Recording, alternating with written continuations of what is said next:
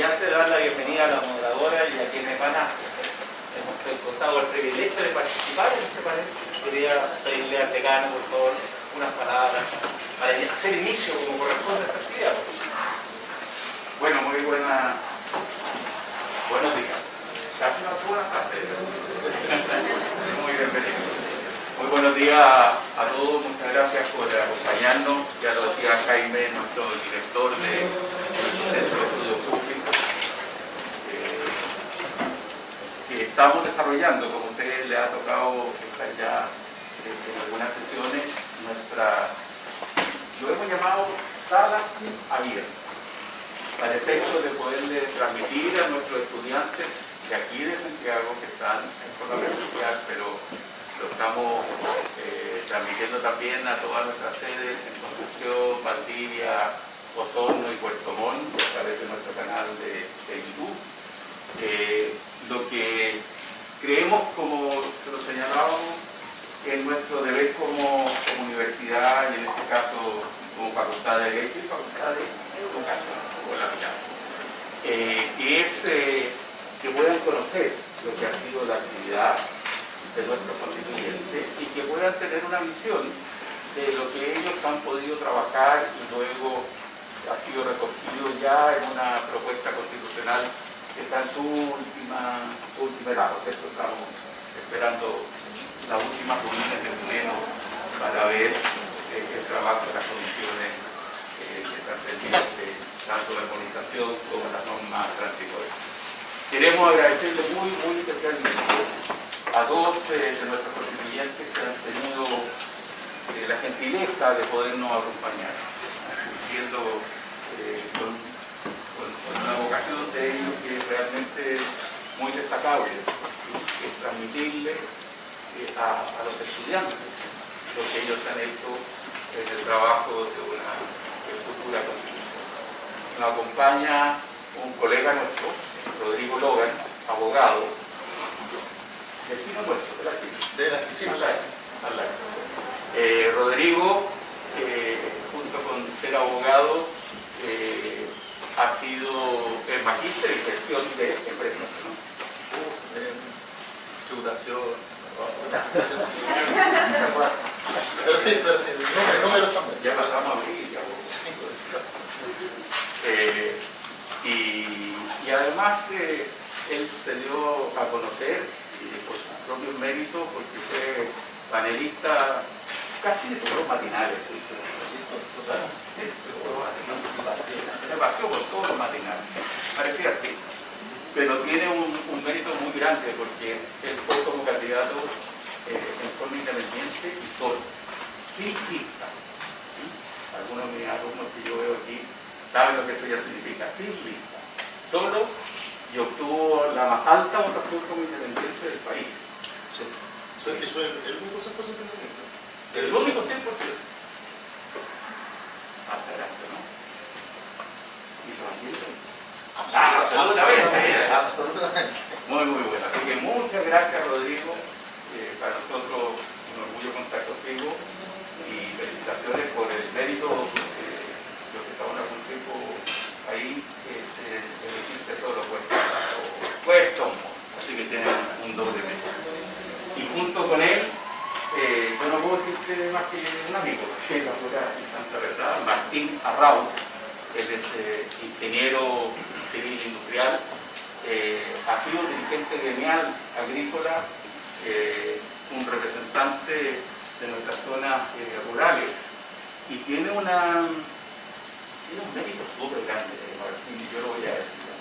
Él fue intendente y le correspondió crear la región del Monte desde cero.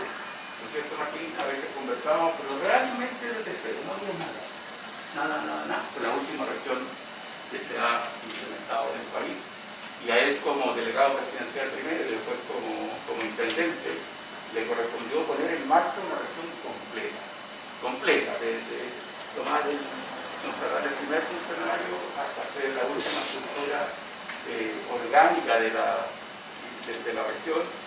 y eso tiene un mérito enorme. Yo lo veía correr de un lugar a otro porque fue gracias a su persistencia que lo pudo lograr. Así que, Martín, un agrado tenerte aquí, hace tiempo no lo veíamos. Así que muchas gracias por concurrir. Y nos va a moderar, nos va a coordinar nuestra conversación de hoy día. Algo que nosotros queremos hacer en la universidad es que tener este contacto entre distintas facultades, porque son temas que se vinculan, se relacionan, y qué mejor que tener a la Pilar Reina, que es nuestra directora de posgrado de la Facultad de Educación, y que es especialista en todos los temas de educación, para que ella sea la que vaya coordinando y que saque el mayor provecho posible a estos contenidos. Así que los dejo, muchísimas gracias por su participación y bienvenido a la universidad.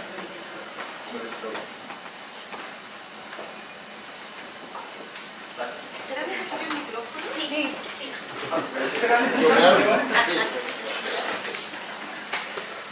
Ahí sí. Muchas gracias, decano, por la introducción. Agradecer a nuestros constituyentes que están hoy día acompañándonos en esta versión de clase abierta sobre las propuestas constitucionales organizadas por la Facultad de Educación y la Escuela de Liderazgo de nuestra universidad. El decano ya hizo las presentaciones de cada uno de ustedes. Solamente quisiera agregar que Rodrigo Logan fue electo constituyente por el distrito 9, aquí en la región metropolitana, que son las comunas de Cerro Navia, Conchalí, Churao, Independencia, Los Prados, Quinta Normal, Recoleta y Renca, ¿cierto? Y en el caso de Martín, electo por el distrito 19, las comunas de Bulnes, Chillán, Chillán Viejo, Coquecura, Coelemu, Coihueco, El Carmen, Ningüe, Niquén, Temuco, Pinto, Portezuelo, Quillón, Quirihue, Manquil, San Carlos, San Fabián, San Ignacio, San Nicolás, Tehualco y Yungay. Así es. Hoy muchas gracias por acompañarnos. Hoy día en esta clase abierta vamos a hablar sobre los derechos de la educación en la Constitución. Para eso 15 minutos, yo les voy a ir moderando el tiempo. Luego de eso vamos a hacer una ronda de preguntas abiertas para que podamos abrir el diálogo y por cierto que aclarar dudas. ¿Partimos con Rodrigo? Partimos con Martín.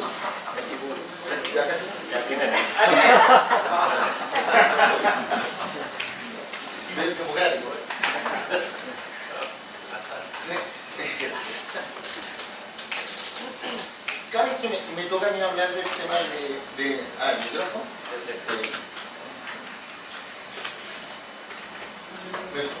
trato de hacerlo conceptual, porque me gusta evitar que se produzca el efecto de la Torre de Babel, ¿vale? Donde yo digo lo que digo, tú escuchas lo que escuchas. Y nadie se hace responsable de eso. Cuando nosotros hablamos de educación, más allá, vamos a ir al tema del derecho a la educación, pero cuando hablamos para educación, ¿se han preguntado alguna vez qué es educación? Muchas veces cuando hablamos del término, la gente tiende a confundir la educación con instrucción y creen que entregar un arte determinado, un conocimiento, es educar. Y yo conozco personas que son muy instruidas y muy mal educadas, de muchos tipos. Y eso no es educación. Entonces la pregunta es, ¿qué es educación? Entonces cuando nos hacemos esa pregunta, nos damos cuenta de que la educación es un proceso, que es un proceso interdisciplinario, que incluye muchas variables, pero que parte de la casa, ¿cierto? Y que no es solamente la adquisición de conocimientos, sino también la resolución pacífica del conflicto, el aprender a adaptarnos a las necesidades del medio, saber utilizar las tecnologías de la información, y que cuando nosotros miramos el concepto de la educación, lo miramos desde la preinfancia hasta la educación formal universitaria. ¿Correcto?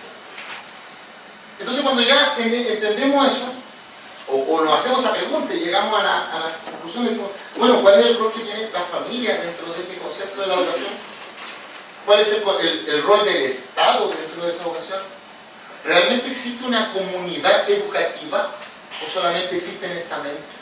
¿Cuál es el rol que tienen los estudiantes? ¿Cuál es el rol que tenemos los padres dentro de esa educación?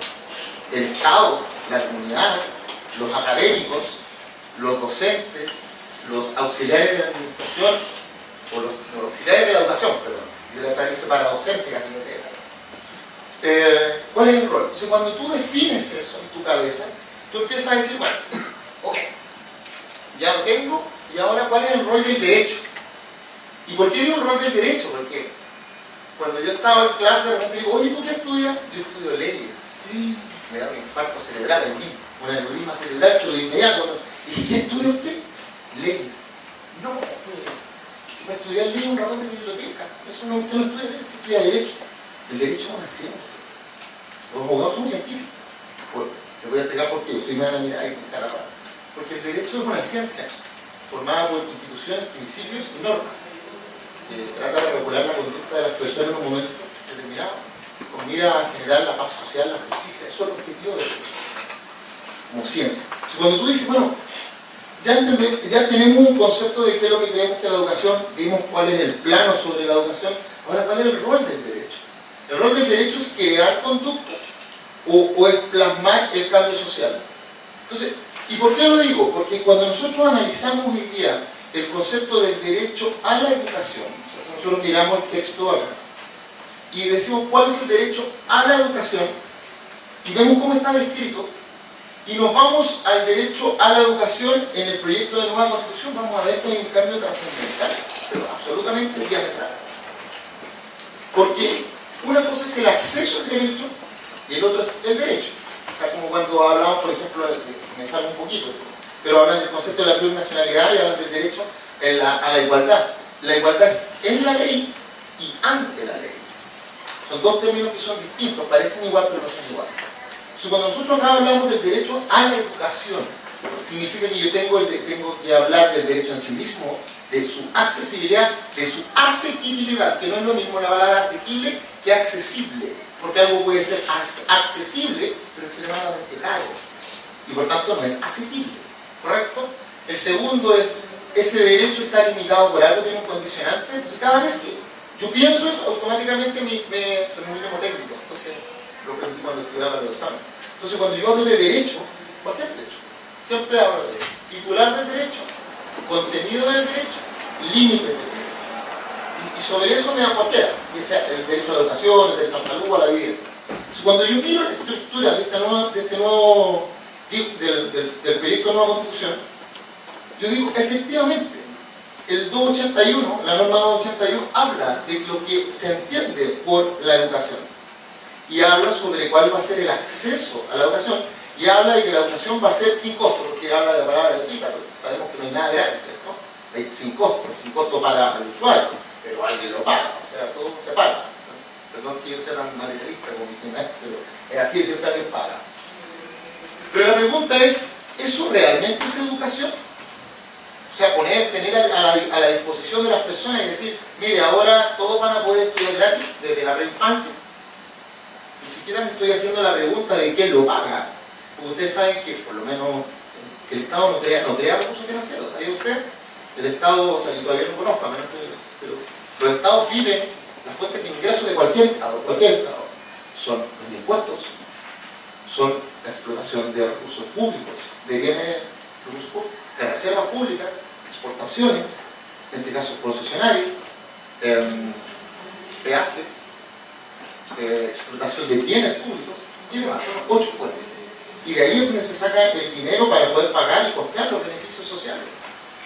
Entonces, como el Estado no crea nada, tienes que hacer un match entre el derecho, el acceso, el contenido, los límites y cómo lo vas a financiar. Y cuando yo veo eso en el proyecto de nueva constitución, me parece bien el concepto de asequibilidad. Pero cuando empiezo a ver y analizar su sentido y alcance, digo, bueno, ¿cómo lo vamos a pagar? Tenemos un problema, todavía no resuelto. Okay. Pensemos que como es un derecho garantizado, el Estado tendrá que hacerse cargo, no puedo ponerlo en el hombro de los ciudadanos. Pero cuando empiezo a ver el concepto en sí mismo de la educación y veo el límite o la limitación que hacen a las familias para que podamos participar en ese rol, me preocupa, a mí es lo personal. ¿Y por qué me preocupa? Porque siento que el concepto de qué es la educación, perdón, el cómo se entrega la educación, no el qué, el cómo se entrega, va a quedar en manos del Estado. Y no es que yo sea un anti-estado, bajo mi punto de vista. A mí me gustan los estados fuertes, muy fuertes, pero yo no confundo ser grande con ser fuerte. O sea, David contra Goliat, David era fuerte, pero no era grande, ¿cierto? Entonces, un estado no porque tenga más cobertura, necesariamente porque es más grande. Puede ser más fuerte porque fiscaliza mejor, porque hace cumplir las normas y porque tiene normas que son coherentes con el diseño y las soluciones obedecen al diagnóstico. Entonces, desde el punto de vista del derecho a la educación como está plasmado, siento, desde el punto de vista orgánico, que todas esas variantes que hoy día no están solucionadas del artículo 280 o de la norma 280 a la 288, ¿ya?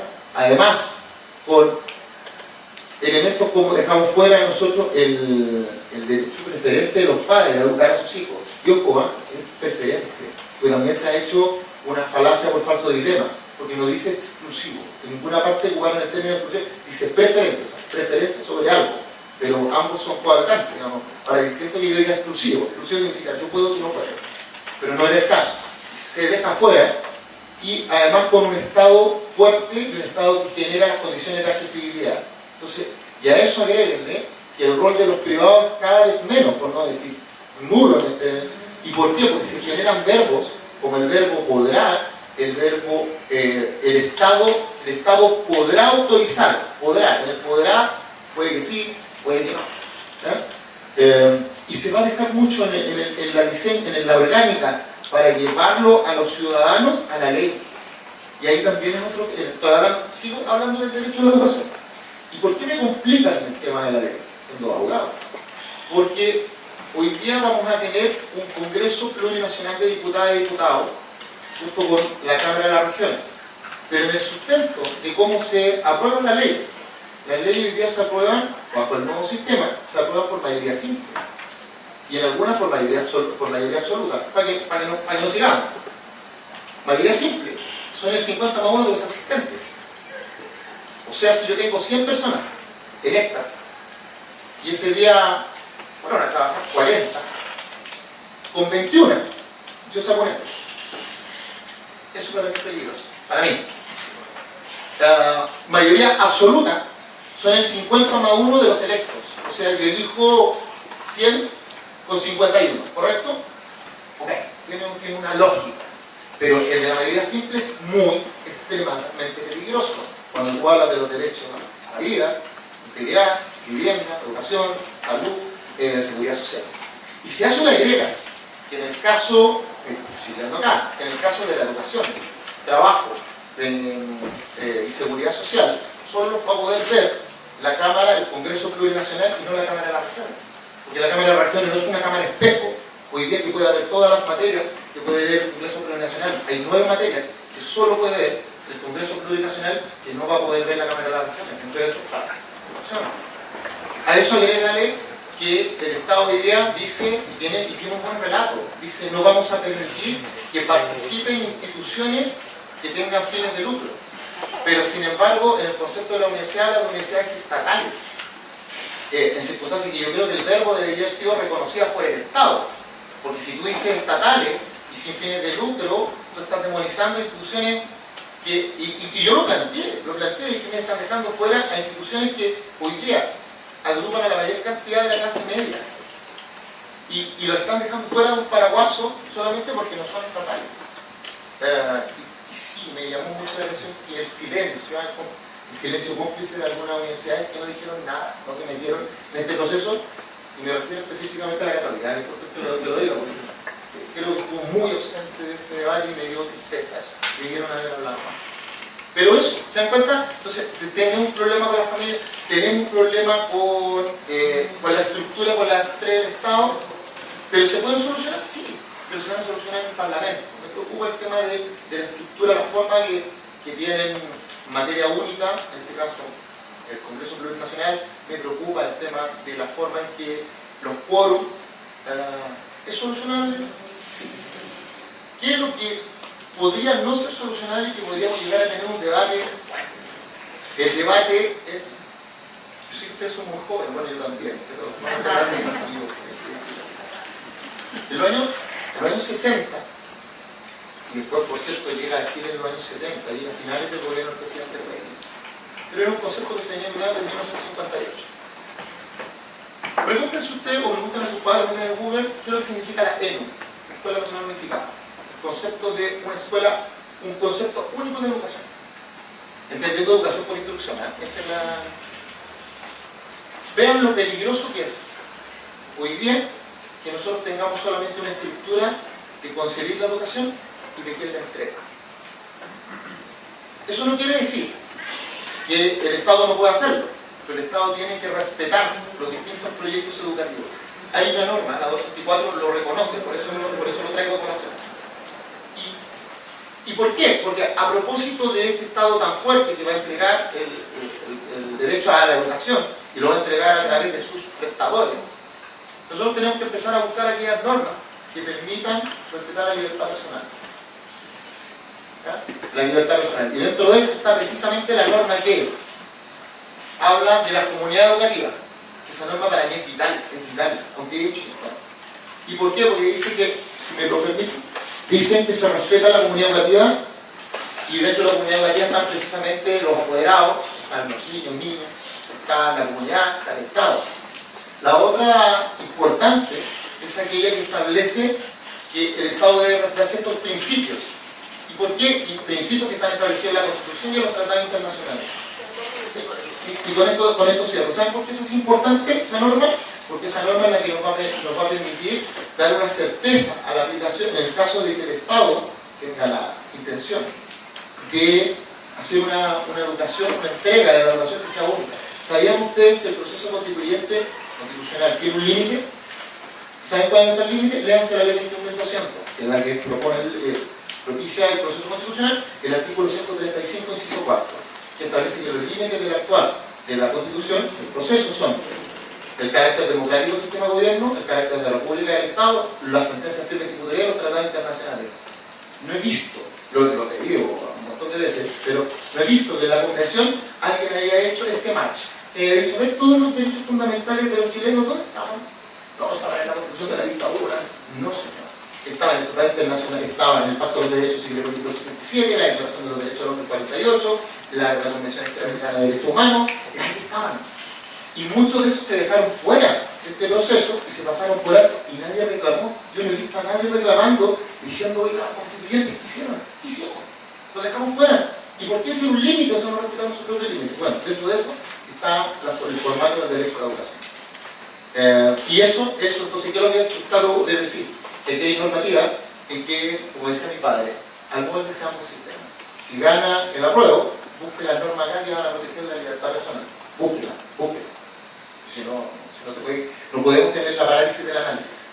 Y si gana el rechazo, explique el por qué esas normas y las otras no pueden volver a estar en el texto. ¿Qué es lo deficiente? ¿Qué es lo inconveniente? Y con eso también, entonces, pues yo le digo, y acuérdense de la Mafalda, que decía que hay que leer para no creer todo lo que te diga. Gracias, Rodrigo, justo en el tiempo, 15 minutos, perfecto. Dejaste varias cosas importantes instaladas ya para la ronda de preguntas. Me parece que el rol del Estado, lo que tiene la familia, este cambio trascendental que hablaste, que tiene este nuevo texto, abordaste por encima el tema de educación superior, tal vez la pregunta va a salir algo, así que... Muchas gracias. Buenas tardes ya. Antes de entrar en los temas ya de detalle de las normas, quería referirme a un par de cuestiones previas, quizás desde un mundo un poco más práctico. Yo fui presidente de una fundación educacional, me tocó ver temas de colegio y estar ahí, temas de profesores, en fin. Y quizás lo veo por otra óptica, pero antes de eso quería referirme a algunas cosas de derecho, quizás que todos los abogados, que muchos muy expertos, podríamos abordar en el debate que sigue. ¿Cuál es el límite de una discusión constitucional? Porque lo que ustedes van a ver al leer estos 499 artículos son muchas cosas que quizás yo al menos no he leído en otras constituciones. O sea, las ferias libres no las he encontrado en otras constituciones, y lo mismo va pasando con los temas de educación. Uno hubiera esperado que hubiera ciertos principios, rectores, ciertos lineamientos de la constitución, pero no en el detalle que veo acá, que más bien se parece a una ley de educación. Y por eso efectivamente entramos en mucho detalle que vamos a ver más adelante. Y lo otro que me llama la atención de la redacción en general es que hay muchos conceptos difusos, ¿no? Después veremos, no sé, los principios. Bueno, hay muchos principios, ustedes suman, hay más de 100 principios en esta Constitución que deberíamos observar en educación. Y esos principios están definidos claramente, no, muchos de ellos no. Entonces, en términos generales, es una Constitución de mucho detalle, muy amplia y muy difuso en muchos términos. El segundo punto que creo que es importante desde el punto de vista ya más práctico, si nos paramos en la vereda. ¿Para qué hacemos cambios constitucionales? ¿Por qué escribimos una nueva Constitución? En términos de educación, refirámonos a eso. Bueno, me vine caminando el Congreso para acá y había un graffiti que decía educación pública de calidad. No, quizás es calidad, porque podríamos discutir pública, quién provee el servicio, en fin. Pero la calidad podría ser efectivamente uno de los fines de esta función de optimización, digamos. Queremos mejor educación, mejor calidad. Y ahora tenemos por Rodrigo la definición de calidad que hace acá, que ya es curiosa. Pero ¿qué es lo que ha hecho Chile en las últimas décadas en la educación? Pasamos de 9 años de escolaridad promedio a 12. Aumentamos por 5 el acceso a la educación superior, en el puntil más bajo lo aumentamos por 8. Chile hace 20 años invertía el 2.2% del PIB en educación, y aquí estamos en 5.4%, igual que la OECD. Si miran efectivamente el nivel de acceso o de jóvenes con carrera universitaria, estamos un 30% bajo el nivel de la OECD. Si lo hacen por todo el grupo etario de toda la población, estamos un 60% bajo. ¿Qué dice eso? Que hemos ido mejorando muy rápido. Si ven los resultados de PISA y otros indicadores de educación, ¿hemos mejorado? Sí, muchísimo, muchísimo. Hablen con una persona que tenga 80 años y pregunten si ellos daban por cierto que sus hijos o nietos iban a estudiar en la universidad. No. Hoy día lo damos por sentado, el que se esfuerza y quiere, lo logra, digamos. O sea, hoy día hay más educación, sí, en cobertura, y hay más calidad, sí. Tenemos jornada escolar completa, tenemos educación preescolar, que hemos visto que, ¿no es cierto?, se va nivelando hacia arriba cuando los jóvenes, desde la preescolar, le empezamos a enseñar de mejor lectura, en el primero, segundo, tercero, cuarto básico, y ahí vamos mejorando, ¿no es cierto? Y eso ha ido pasando. O sea, Chile ha avanzado muchísimo en educación, siempre para saber cómo estamos, tenemos que compararnos cómo estábamos antes. Y Chile lo ha hecho bien en ese sentido, el indicador que ustedes quieran. ¿Falta por hacer? Siempre. ¿Cuál queremos que hacer hacia adelante? Bueno, tenemos un porcentaje muy alto de la población, muy por sobre la OECD, de ninis, de hombres y mujeres que no estudian ni trabajan. Ese es un problema. Es un problema, bueno, de ellos, porque quizás no saben qué hacer con su vida, pero también es un problema para el país. Para el país, o sea, esa persona debería hacer un aporte para el país. Bueno, aquí está, hay un problema. Estamos enseñando lo que va a necesitar el país en unos años más. Bueno, temas de currículum. Me voy a los temas, pero que vamos a ver que sí tiene que ver con la redacción constitucional, porque se metió hasta en eso. Uno hubiera esperado que la redacción constitucional hubiera sido un principio rector, al nivel de lo que tenemos hoy día, y si hay que hacer cambios a ese nivel, pero estamos en un nivel de profundidad gigante. Entonces, yendo un poco más a qué es lo que tiene, algunos temas que podemos desarrollar más adelante. Algo que ya mencionó Rodrigo es que se definió que la calidad de educación es cumplir los fines y principios que están ahí en educación y salen. Y los otros que contiene la Constitución, más de 100. Plurinacionalidad, cuánta cosa, ¿no? Y ahí no pueden vivir. Se pueden vivir. ¿Qué se puede vivir? Obviamente un concepto abierto. ¿Quién lo va a definir? El pluriparlamento, el día de mañana. Entonces, por ahí, lo que usted más la política, vean que son los conceptos de significante vacío. La Constitución está llena. Es una Constitución en blanco. Y alguien va a votar de contenido el día de mañana. Y por eso, desde el punto de vista político, ese pluriparlamento es una llave que abre y que va a responder muchas cosas. El segundo tema importante, ya lo mencionaron con la ENU, pero hoy día se llama Sistema Nacional de Educación, que el Estado es rector. Hoy día, aquí lo dice la actual Constitución, ¿no es cierto?, es que somos libres de abrir establecimientos educacionales que no sean contrarios a las buenas costumbres, a la seguridad nacional, que no sea abogado, así que no soy bueno meterme la memoria, pero elaborar buenas costumbres y seguridad nacional, pero hay libertad.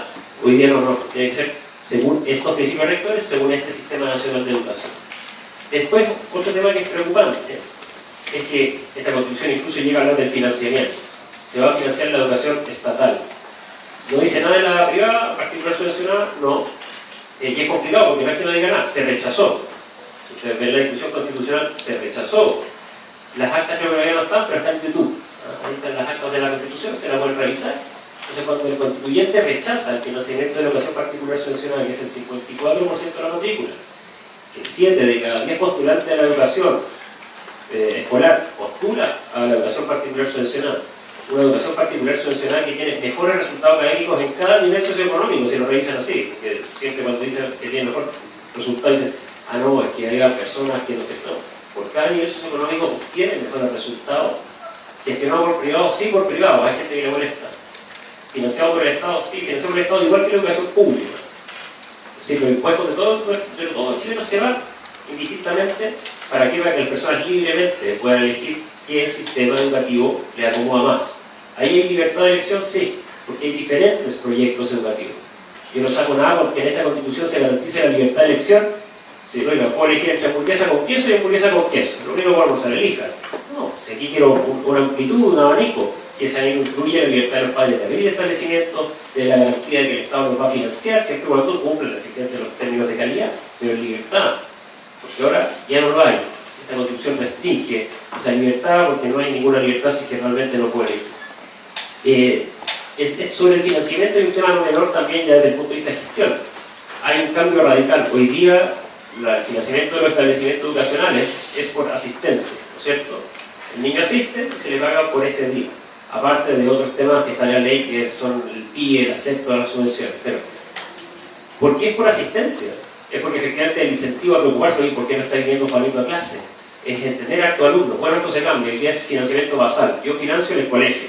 Van los alumnos, no van a lo mismo. Entonces el incentivo es muy importante, porque si no ya sabemos lo que pasa. Si no hay incentivo, bueno, hagamos colegio. El alcalde va a abrir colegio, ahí va a estar el colegio vacío, sin alumnos, bueno, financiado igual. Con la universidad es lo mismo. Entonces, bueno, estos son temas que están hoy día en la ley, pero ahora lo elevó a rango constitucional, este borrador constitucional. Otros temas. Se les da potestad, el derecho a los integrantes de la comunidad educativa a intervenir de modo vinculante en el proyecto educativo. ¿Qué es lo que pasa? El proyecto educativo lo hace el sostenedor, ¿no es cierto? Decía de un colegio cristiano, ¿no? Bueno, creyente, confesional, cristiano. Lo abre y los apoderados eligen, porque son se meten en ese colegio. Después, el día de mañana, un grupo de apoderados vinculantemente quiera modificar eso. Bueno, cambiamos el proyecto educativo y lo cambian. Entonces, no hay estabilidad en el proyecto educativo. Está bien, se ha demostrado que los colegios con mejores resultados académicos son los que la comunidad educativa participa activamente, los apoderados se involucran, que los profesores se involucran, en fin. Pero llegar a darle la facultad de modificar el proyecto educativo, de incluir vinculantemente el proyecto educativo, es riesgoso, porque efectivamente usted puede meter a su hijo y el día de mañana ese proyecto educativo se puede cambiar. Y aquí lo que queremos es estabilidad, porque un proceso dura al menos 12 a 14 años. Por lo tanto, lo que necesitamos es especialmente estabilidad en el proyecto educativo. Lo otro, libertad de cátedra a los profesores en el marco de los fines y principios que se establecen en la Constitución. Es decir, si un colegio, no sé, empieza a educar y trae el sistema de método Singapur para que los cabros aprendan mejor las matemáticas, más rápido. Bueno, el profesor tiene libertad de cátedra, si él no quiere, bueno, no va a enseñar según los lineamientos que dé el colegio, mientras esté dentro de los fines y principios.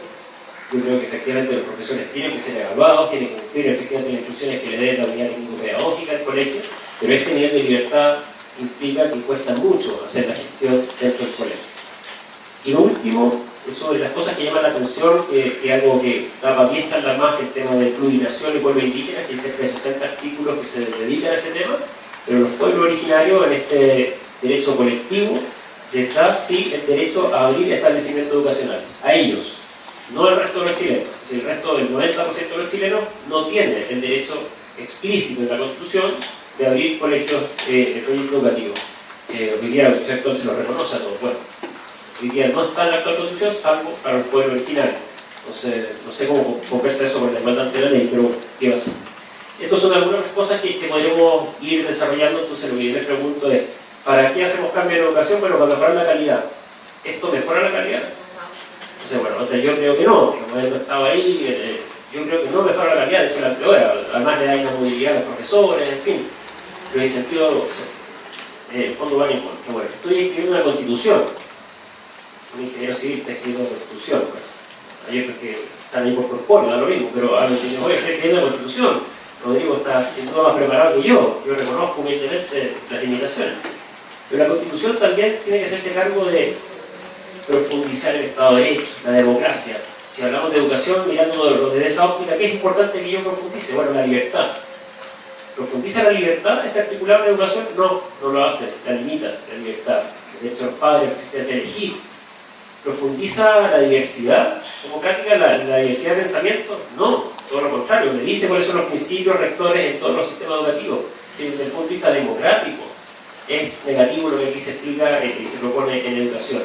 Entonces, desde ese punto de vista, tal como decía Rodrigo, Entonces nos echan todos los días de invitaciones a leer. A leerse este borrador constitucional, estos 499 artículos, porque en cada una de las cosas que uno va leyendo se va sorprendiendo. O sea, esta misma discusión la podríamos tener, no sé, en el sistema de pensiones, en salud, donde efectivamente pasa algo similar o a veces más de detalle, con más déficit de reacción. Así que aquí espero haber dejado planteado algunos temas. Muchas gracias. Gracias, Martín. Por cierto, has planteado un tema, abordaste de lleno ya el tema de la libertad, ¿cierto? ¿Qué pasa con la libertad, con el derecho de la sociedad civil a querer administrar colegios, establecimientos educacionales? Pusiste también sobre la mesa lo confuso que puede ser el término, el concepto que se está utilizando para calidad.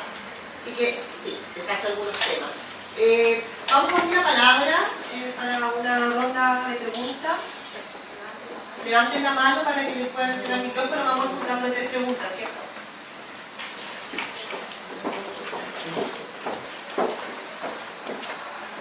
¿Se escucha? Primero, agradecer que estén acá preparando esta charla. Y lo otro, sí, importante, ¿qué fundamento, si es que existiera un fundamento lógico, se da para preferir el derecho a la educación por sobre la libertad de enseñanza?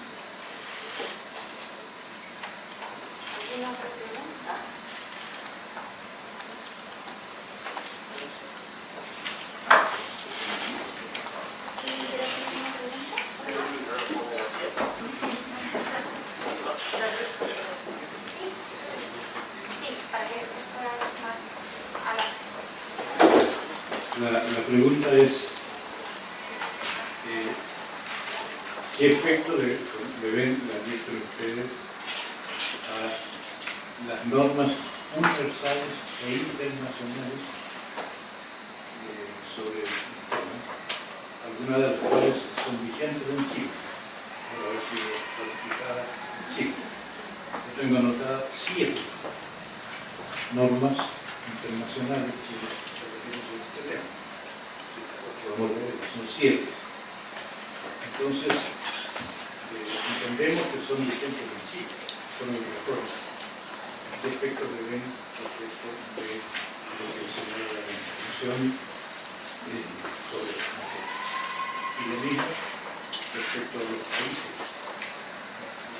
la constitucionalidad de los distintos países. Tenemos este estudio de los distintos países que contemplan la provisión mixta pública ligada a nuestras instituciones. Esos serían los 2 temas que vamos a conversar. Gracias.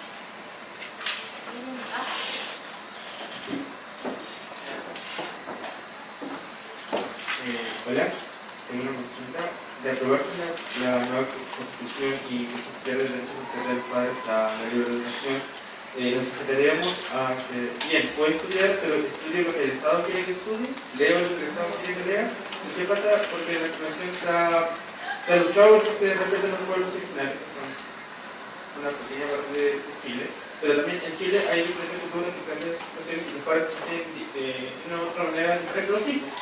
Nos enfrentaríamos a que el Estado escoge lo que nosotros vayamos a estudiar. Eso es mi consulta.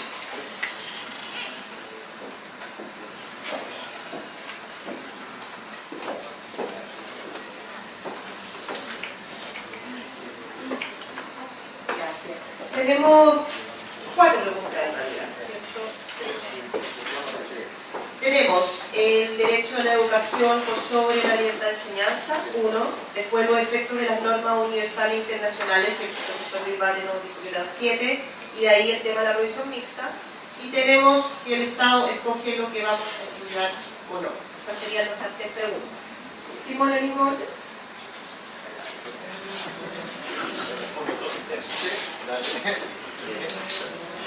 La pregunta sobre libertad de derecho, si estuvo análisis, no, ninguno. O sea, la comisión, yo estuve en la comisión de principios, nacionalidad, ciudadanía y democracia, ningún análisis. Cuando presentáis una norma teníais 2 minutos para exponer una norma constitucional. Imagínate, o sea, estábamos discutiendo la cosa que quiera que tenga la constitución, 2 minutos para argumentar. No hubo. Algo ideológico, hay un video divertido, dicen, yo explico la norma y dicen, no, muy buena su norma, no la presentó usted así en corto. fantasía, digamos, a ese nivel de debate era totalmente ideológico, polarizado, y por eso no hubo. Y que tú haces un análisis y dices, mira, esto mejor aquí y allá, pero que no hubo análisis de ninguna profundidad. Sobre normas internacionales, yo soy un experto en otro tema económico y eso, pero yo creo que la respuesta es la misma. Aquí tiene una colisión del derecho internacional, de los tratados que ha firmado Chile y todo eso, versus lo que está acá en la Constitución en muchísimos ámbitos. Por tanto, yo creo que hay muchas cosas que están en este borrador que nunca se van a poder aplicar, otras que se van a tratar de aplicar y van a tener un nivel de judicialización enorme. El tema económico ya lo vemos, hay gente haciendo hasta estudios del costo de eso, que son miles de millones de dólares. Entonces, ese tema es para largo, pero se lo dejo a Norman, que sin duda tiene todo el detalle, sabe todos los tratados de memoria. Y una memoria no impresionante. Lo otro sobre provisión mixta es súper buena la pregunta, porque efectivamente lo que hace el Estado dice el derecho a la educación, el derecho de los padres a abrir y cerrar establecimientos y poco más. Y basado efectivamente en alguna doctrina internacional se asume que el Estado al financiar educación tiene que financiar tanto la educación que hagan los padres laborales y el Estado, porque efectivamente hay que emparejar esa cancha, ¿no es cierto? Bueno, acá lo que se hace en esto, y en salud, y en muchos de los derechos sociales se dice, está el derecho, y el Estado lo va a proveer de esta manera, y hablo del Estado, y ahora se habla solo del Estado, sin hablar de lo privado, de la posibilidad que el privado lo haga, ¿ya? Entonces, efectivamente lo que se hace, cuando en la Constitución usted rechaza y niega a hablar de que el privado lo puede hacer, y habla que solo el público lo puede hacer, bajo estos principios, bueno, claramente ya no es provisión mixta, claramente lo está haciendo de facto. Y eso es lo que siento y veo que pasó acá en educación. Y la última pregunta, si el Estado, sí. Aquí hicimos un ejercicio, lo terminamos, de revisar todos los principios rectores que hay en la Constitución. Impresionante, no me acuerdo, creo que era 120, si no me equivoco, los que están en la Constitución, porque hay que respetar los principios rectores que están efectivamente en el artículo de educación y salen, y los otros que están en la Constitución, todos ellos. Si es que metes todo eso en un proyecto educativo, yo creo que sería el proyecto educativo integral más largo de cualquier colegio. O sea, ya con lo que dice esta Constitución, tienes listo el proyecto educativo. Y tienes que respetarlo, porque la calidad del establecimiento, si es que quieres estar dentro de este sistema de educación, bueno, se va a medir en base a esos principios rectores, además de que es laico. Entonces, sí, se limita y no hay nada más parecido a este sistema de educación general, estatal, esto. El Estado lo va a decir como los que estudian. Gracias, Martín. Muy bien. Yo les quiero hacer un regalo. Ahí estamos, también te la voy a pasar a Martín, porque terminé justamente ayer. A mí yo soy súper computina, a mí me encanta la computación y me gusta programar software. Y uno de los que programé fue, yo coloco una norma, le coloco y empiezo a buscar todas las sincronías que tiene con la legislación nacional e internacional. Y me dice las inconsistencias. O sea, una armonización pero más rápida, mucho más rápida. Y me caí de espalda, porque ya que estamos en esa, vamos a contestar por acá. ¿Sabían ustedes que entre el bloque de la Constitución del 80 y la Constitución del 2022 hay 6 derechos que quedan fuera? Derechos garantizados por tratados internacionales. Perdón, el micrófono, sí, gracias.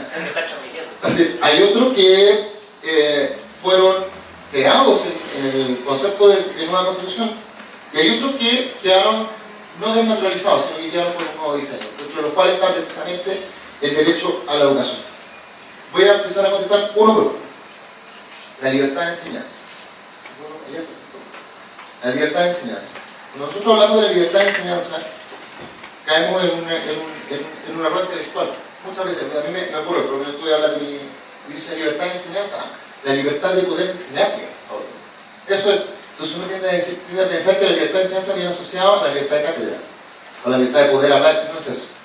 Y a mí me costó, porque cuando entendí es la libertad de abrir, mantener establecimientos educacionales. Eso es libertad de enseñanza. Por lo menos la definimos.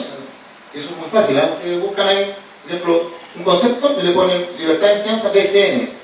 Y le va a salir la Biblioteca del Congreso Nacional y ahí le va a salir las actas de las comisiones de estudio o los informes que estudian los mismos parlamentarios. Son para ellos, en su poder. Y ahí te explica. Entonces, aquí la pregunta es, bueno, el derecho a la educación versus la libertad de enseñanza. ¿Qué pasa? Y nosotros tenemos un problema. El problema es que todavía no hemos definido algo. La calidad no es lo mismo. Cuando tú dices esto tiene buena o mala calidad, la calidad igual que la seguridad. es un concepto que no es cuantitativo, es cualitativo. O sea, cuando yo le digo a alguien la seguridad pública, yo puedo llenar de carabineros y tú igual te sientes inseguro. Porque es una percepción tuya, es un sentimiento que tú crees que es una brecha entre lo que tú tienes y lo que tú esperas. Eso es subjetivo. Acá es lo mismo, en la calidad. Entonces yo puedo poner más profesores, más académicos, no, la diferencia entre los académicos y los profesores, muchísimo. Esos profesores, no, es académico. Pero tú puedes poner muchos profesores, puedes poner mucha infraestructura, muchos computadores, y sin embargo el servicio es malo. Entonces, ¿qué es lo que trata de hacer el Estado? Yo estoy describiendo la situación. El Estado lo que quiere decir es, mire, y nuevamente siento que cae en la falacia, pero esto no es, creo, o por lo menos desde mi punto de vista. Dicen, vamos a mejorar, vamos a describir el concepto de educación, vamos a generar que las condiciones de accesibilidad y asequibilidad a ese derecho sean equivalentes, ¿ya? Y para eso tenemos que evitar la atomización, y tenemos que evitar que haya átomos. Y dentro de ese concepto, porque la atomización que te genera diferenciación en la operación. Entonces, lo que tú buscas es estandarizar. O sea, la función objetivo es optimizar. Y para optimizar tú buscas patrones comunes, con matemática, el mínimo común múltiplo, ¿cierto? El máximo común divisor, ¿correcto? Entonces, eso es lo que busca el Estado. Es decir, si tenemos tantos privados en el concepto de la libertad de enseñanza, vamos a tener distintas maneras de poder hacer la bajada del derecho a la educación, ¿correcto? Y puede que te toquen unos buenos y unos no tan buenos, ¿cierto? Entonces el Estado dice, no, prefiero estandarizarlos. Y eso es lo que está detrás. El problema es que ahí atenta contra un principio básico de la economía. La economía es la ciencia que estudia el cómo satisfacer necesidades ilimitadas a través de recursos que por cierto son limitados. Y las necesidades ilimitadas del Estado son educación, vivienda, salud, obras públicas, etc. Y cómo lo hace con los recursos limitados que hablamos en la primera parte. Entonces eso es lo que está tratando de hacer el Estado. El problema es que con eso utiliza el rol de los privados y también el rol de las familias. Entonces tienes que asegurarte, para que eso pase en este diseño que estamos hablando, tienes que asegurarte que el Estado lo va a hacer bien. Si no, vamos a ser todos iguales, pero igualmente pobres, igualmente malos. Desde el punto de vista de la percepción de la calidad. Normas internacionales, creo que van a haber conflictos. Claramente que van a haber conflictos, y esos conflictos, ¿dónde se van a ser resueltos? Van a ser resueltos en la Corte Constitucional. Van a ser resueltos a propósito de la interpretación que tienen estas normas. Entonces se va a judicializar. ¿Por qué? Porque efectivamente yo les voy a pasar, voy a hacer el regalo de este informe que se levantó sobre la dato Matarralaco, dice, el artículo tanto del tratado dice esto, y esto es lo que dice el proyecto de la Constitución. ¿Y qué van a generar? Entonces yo hoy día voy a decir, oye, ¿por qué tú inutilizas mi facultad de abrir un colegio? Claro que dice aquel colegio, que él lo ha dicho muchas veces, y es verdad, es que en un punto cuando él dice, que de repente lo decía, dice, que en ese lado votamos en contra, y eran cosas muy de sentido común, ¿cachai? O sea, ni siquiera te diríamos, a ver, no importa de dónde venga, no importa el mensaje, no el mensaje. Pero la pregunta es, si yo soy un sostenedor y digo, ¿sabes que yo tengo el derecho de ir a un establecimiento a mantenerlo? ¿Por qué no?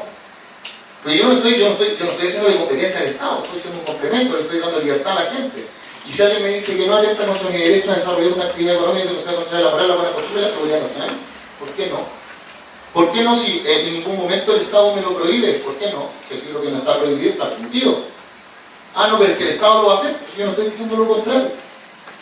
Pero el hecho de que no esté nombrado en la Constitución no significa que yo no lo pueda hacer. Ahí viene un muy buen punto, porque esto se va a judicializar. Y nosotros sabemos que la judicialización, ¿a qué lleva? A la interpretación del efecto relativo de la sentencia. El que tenga mejores abogados va a tener mejores interpretaciones. Eso no debería ser así, porque debería ser unívoco el texto aquí, que es lo que estaba hablando hoy. Y se va a generar en materia de apertura de colegios, los proyectos educativos, por ejemplo, lo mismo que es, si tengo un proyecto educativo que es cristiano, y alguien me dice, no sabe qué, hay esta norma del 279, perdón, del 254, que habla de la educación sexual integral. Y no, pues yo soy papá y yo quiero que aunque esté en un colegio cristiano, y yo hoy día le podría decir, pero ¿sabes qué? No estamos entendiendo, es un colegio cristiano y nos vamos a estar de acuerdo. No estamos diciendo que fueron más, ¿va? No vamos a estar de acuerdo. Ahí ponga a su hijo en otro lado. No, yo quiero que mi hijo esté acá, o sea, al final del día lo que quiere es doblar mi concepto, el concepto que tiene el sostenedor, eso es el modelo educativo, y cambiarlo para aceptar eso, en circunstancias que te están diciendo que no. Bueno, podríamos haber un problema, el problema nuevamente se va a judicializar. ¿Por qué se va a judicializar? Porque el sostenedor va a tratar de demostrar que su proceso educativo, el modelo, más bien dicho, tiene una estructura, y que esa estructura se estaría fragmentando, donde caen entrar otros pensamientos que van contra esa estructura, la columna de pensamiento de la educación. Recuerda, salgamos de la trampa. Educación no es instrucción, no es instrucción. O sea, instruir a una persona es enseñarle matemáticas, castellano, biología, derecho civil, penal, pero educación es otra cosa. Educación es un proceso un poquito más, o sea, no, es mucho más avanzado que solo aprender un arte determinado. La tercera pregunta era la pregunta del sistema mixto, el Estado subsidiario. Opa, ok. El Estado subsidiario, ¿se acuerdan que hablamos de la economía, la ciencia que trata de estudiar cómo se satisfacen necesidades limitadas con recursos limitados? No confundamos Estado subsidiario con el Estado subsidiador. Son dos términos distintos. Y muchas veces están en confundirlos, pero desde mi punto de vista mañosamente. El Estado subsidiario es la aplicación de la economía a los planes y políticas públicas, que no vino con el régimen militar, desde 1958, veamos las actas, de 1958 del presidente Carlos del Campo, cuando pasa Jorge Alessandro Rodríguez, el hijo del nombre de Abacá, ahí un joven Milton Friedman, que luego fue premio Nobel de Economía, él empezó a hablar de este concepto de aplicar la economía a los planes y políticas públicas, y ahí nace el Chicago Way en el 58, fue en el 80, con un punto de vista. Y de ahí se empieza, y se dice que, ¿cuál es el Estado subsidiario? Dice que como el Estado tiene que satisfacer necesidades limitadas y tiene recursos que por cierto son limitados, para poder tener mayor grado de cobertura, invita a los privados. Entonces dice, donde yo no quiera o yo no pueda, privado, hazlo tú, satisface una necesidad pública, pero yo te voy a fiscalizar. Entonces ahí se hace la diferencia entre lo que es un servicio de utilidad pública, un servicio público y un bien público. El bien público es el de todos. El servicio público es el que pertenece a la organidad del Estado. Y el servicio de utilidad pública es el que satisface la necesidad pública, aunque sea provisto por un privado. Por ejemplo, los bomberos. Los bomberos no son públicos. Pero me puede decir usted que no satisfacen un servicio de necesidad pública. Eso es. Y la diferencia es que el Estado subsidiador es el Estado que dice, en cada una de estas necesidades, satisface y va pagando. Va pagando para que otro lo haga. No es que lo deje entrar con libertad, lo va pagando. Les doy un ejemplo. Los subsidios se dan en materia de vejez. ¿Por qué usted cree que proliferaron tantas clínicas de diálisis? ¿Saben por qué? Porque el Estado paga. El Estado le paga a cada una de esas clínicas porque usted vaya para allá. Bueno, ese es el Estado subsidiado, no es el Estado subsidiado. Y el sistema mixto es muy bueno. Es muy bueno, siempre y cuando existan buenas normas de fiscalización de parte del Estado y no se generen los problemas de agencia. De tal manera de que aquel que fiscaliza luego no pase, existe una muralla china donde una gran diferencia entre el fiscalizante y el fiscalizado, y que además el delegado, en este caso la persona que participa del Estado, no se aproveche de los bienes del Estado para satisfacer sus necesidades públicas o las de su grupo de interés, sino que satisfaga el bien común. Entonces, desde mi punto de vista es un problema de fiscalización, no de los privados. ¿Ya? Creo que ahí hay un error garrafal, porque además tú, al limitar el rol de los privados, lo que hace es limitar la cobertura de ese derecho y la cobertura de accesibilidad y de asequibilidad. Si no, vean lo que va a pasar con los colegios particulares subvencionados y específicamente con los colegios que tienen PIE. Los colegios subvencionados que tienen PIE, los niños, ¿dónde van a ir? Entonces alguien dice, no, estos niños que tienen necesidades educativas especiales van a ir a colegios como muchas personas una versión de compañía de colegios normales. O sea, ya es una carga, es muy despacha. Pero te das cuenta que hoy día tenían algo y tú estás cambiando solamente por el concepto, porque tú piensas, demonizas el concepto de la subvención, cambian el nombre, pero no dejes a esos niños sin su derecho a la educación. No, pero es que son privados, pero ¿cómo van a ser privados?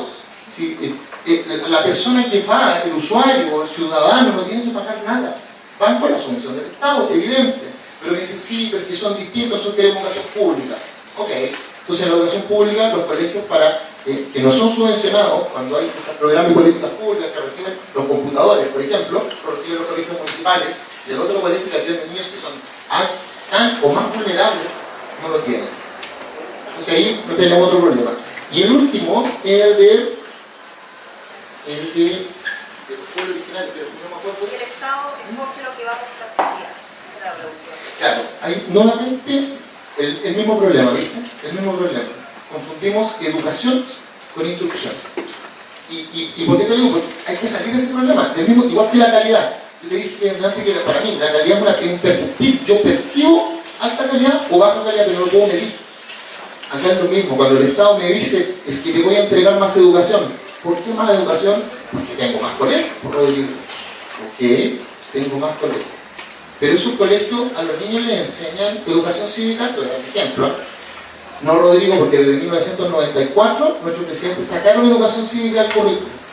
Entonces ahora estamos pagando que nuestros niños no hayan sabido del 94 su bandera, su país, no hayan sabido eso. Lo estamos pagando ahora. Porque tú amas lo que conoces y conoces lo que respetas. Perdón, no. Respetas lo que amas y amas lo que conoces. Entonces si no lo conoces, es muy difícil, muy difícil. Entonces desde ese punto de vista, porque te digo, salgamos de esa trampa y tenemos la educación. Entonces nuevamente confunden educación con abrir establecimientos educacionales. Y es mucho más que eso. Hoy día puedo tener un sector si tengo una mejor solución de conflictos, un mejor conocimiento de la comunidad estudiantil. El tema de no confundir la libertad de cátedra. La libertad de cátedra no la tienen en básica y prebásica. Eso no es libertad de cátedra. Porque la libertad de cátedra se habla cuando tú hablas del ámbito académico universitario. Cuando tú me dices a mí que yo voy a tener mejor educación, es mucho más que tener más colegios y más universidades. Pero dicho eso, si tú me dices que los únicos que van a proveer esos lugares donde se va a entregar educación, pues insisto, para mí no es educación, para mí la educación se entrega en la casa, yo no quiero salir de seco. Para mí en la casa y lo que hace la universidad es instruir a las personas. Y tú te educas. Si te educas en la universidad, pero no te educas porque lo hace la universidad, te educas porque estás con otros seres humanos, con académicos, con tus compañeros, estás pensando, pero por eso. Pero en la universidad no te puedes decir yo te vengo a educar. Estaría muy difícil de cumplir esa promesa de valor. Pero si eso lo hace solo el Estado, es súper peligroso. ¿Y sabes por qué es súper peligroso? Porque el Estado no existe. ¿Tú sabes quién es el Estado? El Estado son las personas que lo conforman. Pero el Estado tiene una cabeza que se llama gobierno. Y si ese gobierno tiene un corazón, claro, porque el Estado son todos los poderes, pero al final, ¿quién lo conduce? El supremo administrador, la suprema administradora, la presidenta. Y ella tiene un gobierno, ¿no es cierto? Si esa presidenta tiene un corazón, y su corazón no está con el bien común, sino que está con el bien de un partido político o una ideología, tu derecho a la educación está secado. ¿Por qué? Porque no tienes alternativa. Es por eso que el rol de los privados es tan importante y lamentablemente hoy día, con esto termino, hoy día siento, y lo he reclamado hasta el cansancio, que nuestro proyecto de nueva constitución viene con una ideología que la gente no le han manifestado. ¿Ustedes conocen lo que es la Agenda 2030? Lean, Agenda 2030 de la ONU y lean lo que son los ODS, los Objetivos de Desarrollo Sostenible, donde la Agenda 2030 se basa en dos principios: el principio de universalidad y el principio de indivisibilidad, donde dice que los países tienen que dejar de ser unidades individualmente considerados para pasar a ser parte de un gran Estado globalizante, que se va a nutrir unos con otros. Y ese Estado globalizante, a su vez, va a ser gobernado por la instructividad de una gran organización, en este caso es la ONU. No lo digo yo, busquen www.agenda2030chile.gov.cl y busquen ahí en sus teléfonos el decreto supremo 49 del año 2016. Y dice clarito, 2016, que crea la Comisión de Implementación de la Agenda 2030 en Chile. Es peligrosísimo. ¿Sabes por qué? Porque para que ese sistema funcione, por lo menos peligrosísimo para mí, me hago responsable de esto, ¿ya? Porque para que ese sistema funcione, tienes que tener un Estado tan grande que se metan todas las atribuciones y la vida de las personas. Y por el concepto de optimización que hablábamos recién, tienen que haber muy pocos privados. Porque los privados son átomos que generan distorsión, desorden. Entonces, si yo tengo un Estado grande y a su vez a ese Estado lo manda la ONU, fácil, trabajar mucho más rápido. Eso es muy peligroso. Y fíjense que acá se está haciendo, eso es parte de la agenda internacional, se lo voy a ver más atrás.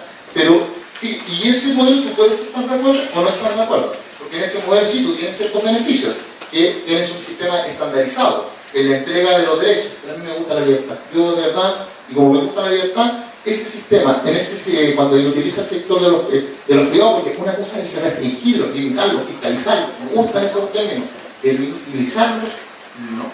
Porque nunca voy a saber, cuando tú preguntas, nunca jamás voy a saber si lo que tú me estás entregando es lo mejor que yo me merecía o es hasta la medida de lo posible de lo que tú me quieres entregar por tu estrechez de corazón. Nunca lo voy a saber.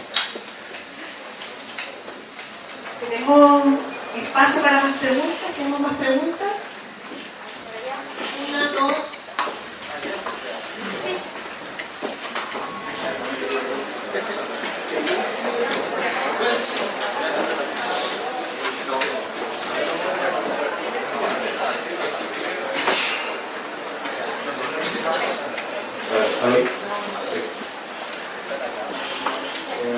Que tengo una pregunta, porque en la actual Constitución se habla de educación como el pleno desarrollo de una persona en las distintas etapas de su vida. Y bueno, Rodrigo mencionó que se confunde educación con instruir. Quiero preguntarle, por su opinión, de cómo se mejora entonces desde la casa la educación, porque ya hablamos desde el sistema institucional de cómo se puede mejorar y las fallas siguen. Pero si la educación es parte por la casa, ¿cómo nosotros partimos con los padres a que es mejor la educación para sus hijos? Esa es mi pregunta.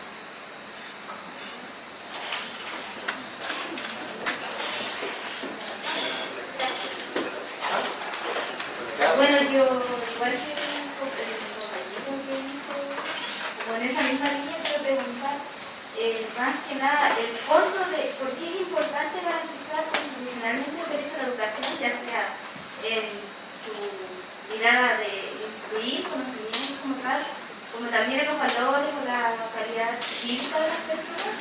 En esta sociedad en la que los jóvenes, por ejemplo, están muy violentos o que, digamos, no están predispuestos a someterse a un modelo educacional porque ellos no encuentran, por ejemplo, que los reprime, cosas así, porque me acuerdo de esto, porque estaba viendo la televisión la mañana y decía que unos chicos golpearon a su profesor porque nos sacó de la sala por decir un trabajo. Entonces yo quiero saber cómo se pone en práctica este derecho a la educación si los jóvenes no respetan la educación, si no respetan las instrucciones, los valores, ¿cómo se ve?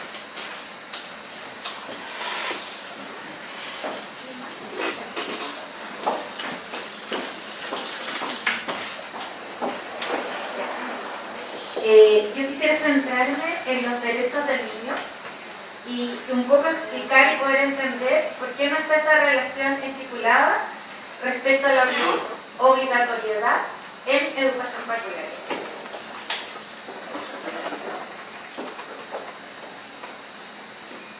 Tenemos tiempo, ¿no? Un poquito más.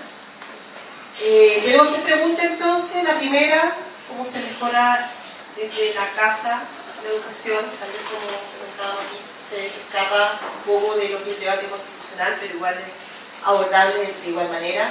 Segundo, ¿cómo se va a garantizar constitucionalmente el derecho de la educación? Y el tercero, sobre los derechos del niño y la obligatoriedad de la educación particular. Partimos con...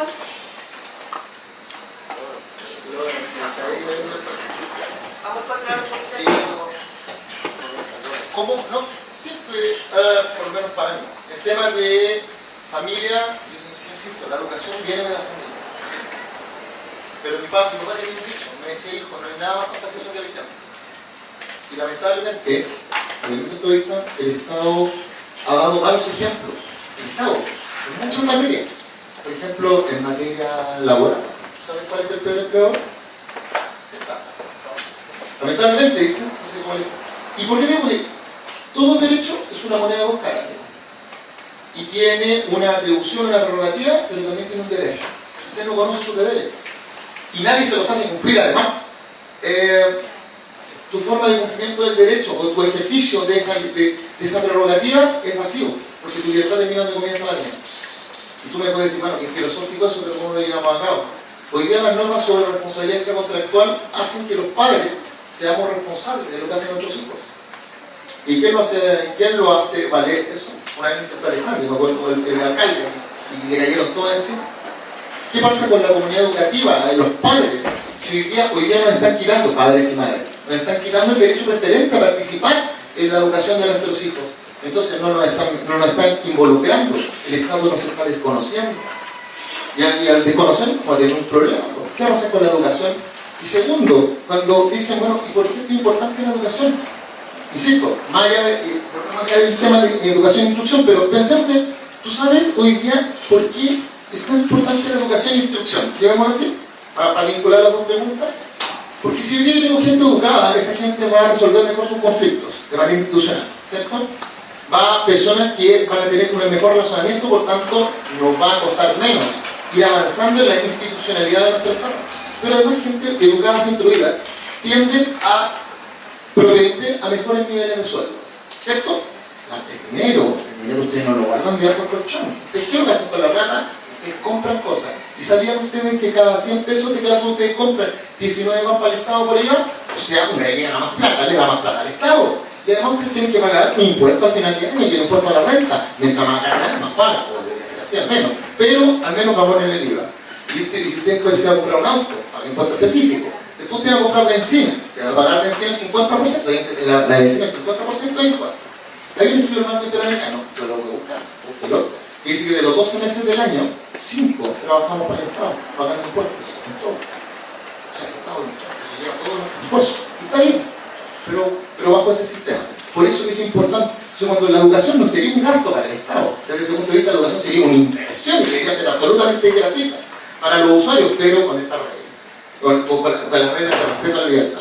Ahora, por eso, ¿y cómo lo hacemos para que los jóvenes tienen con ejemplo? El Estado tiene que dar ejemplo de que esos niños tienen, o niñas, tienen que entender que son sujetos de derecho. Y aquí me vinculo, acá, así que en la tele, porque hasta ahora eran considerados objetos de protección del derecho. Pero ellos, y a mí me llama poderosamente la atención porque el artículo 5 de nuestra Constitución establece que lo que es la soberanía, dice que su límite a la soberanía, los derechos contenidos en tratados internacionales en materia de derechos humanos suscritos o ratificados por Chile. Dice derechos, no dice tratados, ojo. ¿Y por qué digo? Porque nosotros teníamos tratados sobre los derechos del niño, teníamos tratados sobre los derechos del adulto mayor, sobre las personas con discapacidad. Entonces la pregunta era, ¿por qué? ¿Por qué no cambiamos la lógica? Si ya sabíamos que es un límite a la soberanía. No, es que alguien dijo, es que esos tratados todavía están en vigencia, todavía no tenemos forma de hacer los carnes. Y gran problema porque hoy día cuando nosotros hablamos de los niños, imagínate la falta de lógica. Decimos que los niños hoy día son sujetos de derecho, porque hoy día son sujetos de derecho. Pero sin embargo, cuando hablamos de la educación parvularia, tenemos un vacío tremendo, pero tremendo. Realmente no importa a los niños.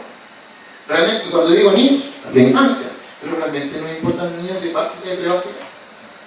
Y realmente esos niños de prebásica nos importan las familias de esos niños de básica y prebásica. No, lo único que nos importa es que lleguen a la universidad.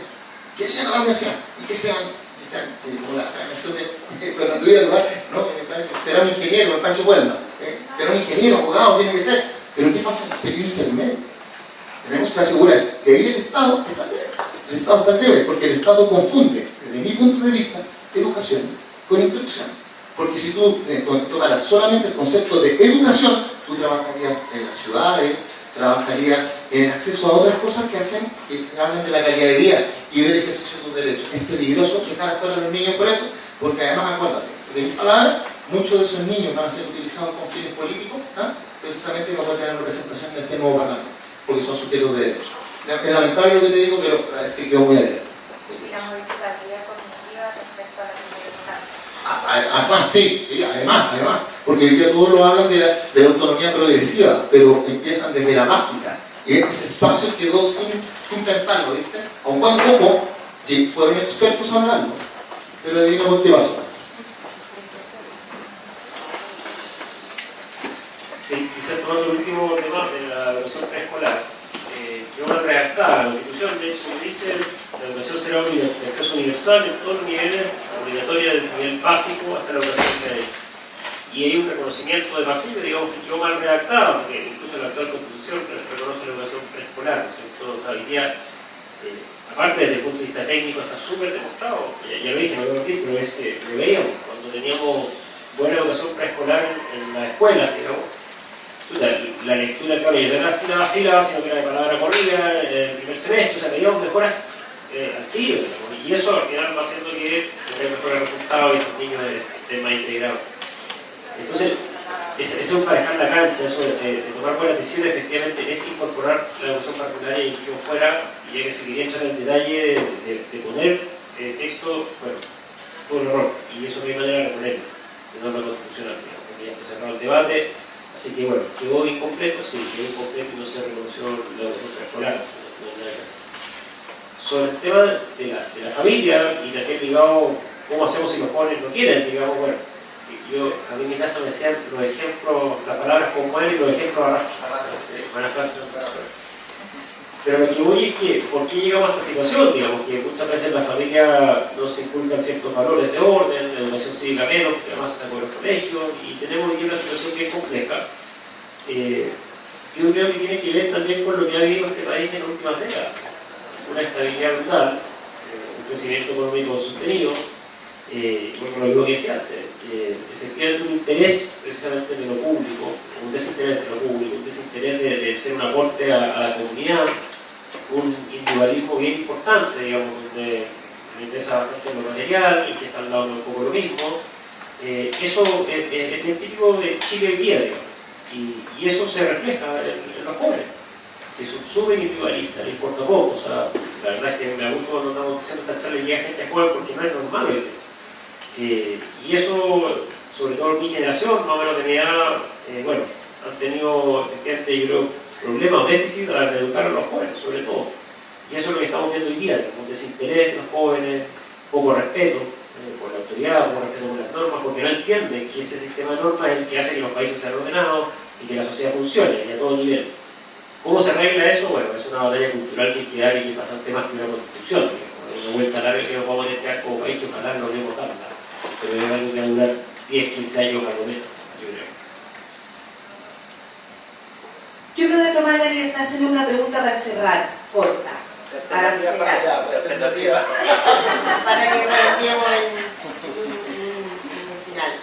¿Consideran ustedes que en educación, en el tema que nos convoca hoy día, el texto que se está proponiendo es un marco de garantías o genera polarización? No, yo creo que tenemos, o sea, y es algo terrible, yo creo que perdimos libertades y derechos. O sea, esta redacción constitucional nos quita libertades y derechos en términos de educación. En la constitución actual teníamos más libertades y derechos que lo que tenemos con eso. Aparte de todos los temas prácticos de eficiencia del gasto y de incentivo anual. Pero efectivamente es un mal marco normativo y por tanto yo ya no me gusta cuando algo me quita libertades que yo tenía, más encima con la evidencia práctica que tenemos de lo que ha logrado Chile en la educación en los últimos 30 años. Que no han sido para nada malas cifras y malos indicadores, que se otras cosas, pero no lo hemos hecho mal, para nada, comparado con cualquier país de la región que usted quiera, o cualquiera. Yo hemos sido los países que más hemos mejorado en los últimos 30 o 40 años. Desde el punto de vista conceptual, nuevamente lo mismo. Corta, no sé corta. Tú tienes un derecho, que es la prerrogativa que tú puedes exigir. Y el concepto de garantía, cuando tú hablas de garantía, un abogado automáticamente va a pensar en la herramienta jurídica que permite el cumplimiento de ese derecho. Eso es una garantía. Hay muchos derechos que no tienen garantía. Entonces, volviendo, y desde ese punto de vista, para aclarar cómo lo veo yo, todo como abogado. Me dices, ¿esto es garantía? No. No, o sea, automáticamente voy a decir que no, porque esto es un derecho, sí, y es un bonito derecho. Está descrito en algunas partes de manera muy linda. ¿Pero es una garantía? No, porque no tengo la garantía de financiamiento. Si bien es cierto, dice el Estado deberá, no la tengo, porque no sé cómo lo voy a garantizar. Estamos hablando de garantías, ¿cierto? Esa es la pregunta. Tampoco me garantiza la libertad, porque tampoco me garantiza la pluralidad, porque no es lo mismo el pluralismo que la pluralidad. Uno es un componente interno y otro es externo. Pluralismo significa pluralidad significa varios o varias, tengo varias cosas, es plural, ¿cierto? Pero el pluralismo significa que adentro miro todas las visiones. Eso tampoco lo tengo garantizado, porque no hay una norma que me lo permita, que una herramienta jurídica, y en el mismo texto tampoco queda. Pero sin embargo, el contenido del derecho, ¿se acuerdan que yo le dije que era titular, contenido y límite? El titular, el contenido es precioso, pero en el límite tenemos un problema. Y ahí un problema de garantía, que al final del día, ¿qué es lo que hace? Que yo sé que me van a narrar, pero siempre digo esto es poesía, pero yo digo que entonces no es poesía, es un traje, como decía Jacobson, es un traje que no te queda. Muchas gracias. Tenemos un regalito. Un aplauso.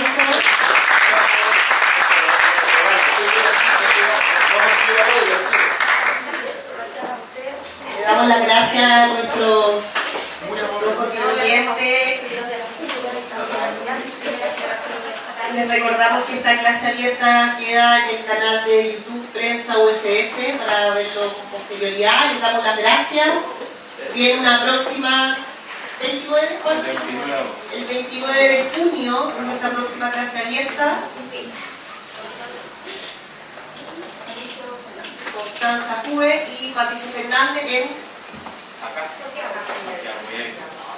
aquí en Villavista por el canal USS Prensa. Muchas gracias a todos por asistir y nos vemos en la próxima oportunidad.